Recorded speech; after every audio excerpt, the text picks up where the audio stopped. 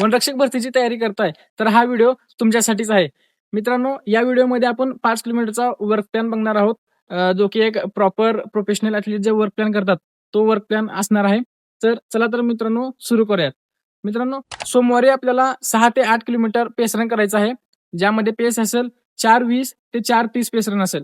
यानंतर पेस रन झाल्यानंतर 3 ते 4 मिनिट रेस्ट घ्यायचा आहे.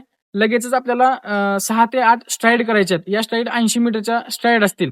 त्यानंतर मित्रांनो, मंगळवारी आपल्याला एक हिल सेशन करायचं आहे. यामध्ये 40 ते 50 मिनिट आपल्याला हिल रन करायचं आहे. हिल रन कोणीही फास्ट करू नका. तसेच बुधवारी आपल्याला फार्टलेग सेशन करायचं आहे. यामध्ये 1 मिनिट फास्ट, 1 मिनिट स्लो असे 10 ते 12 सेट आपल्याला करायचे आहेत. त्यामध्ये हा एक स्पीड सेशन असणार आहे.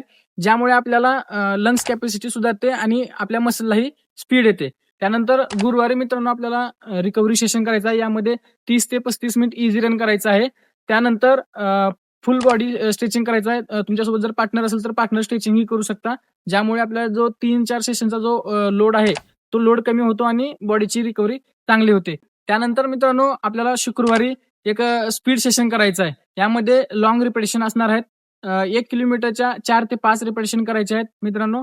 यामध्ये पेस असणार आहे 3:40 ते 3:50 पेस असणार आहे आणि रेस्ट 2 ते 2.5 मिनिट रेस्ट असणार आहे. मित्रांनो, हा वर्कआउट सर्वांनी कंप्लीट करायचा आहे. ज्यांना हा पेस फास्ट वाटत असेल त्यांनी पेस कमी करूनही वर्क करू शकता, पण वर्कआउट कंप्लीट करा.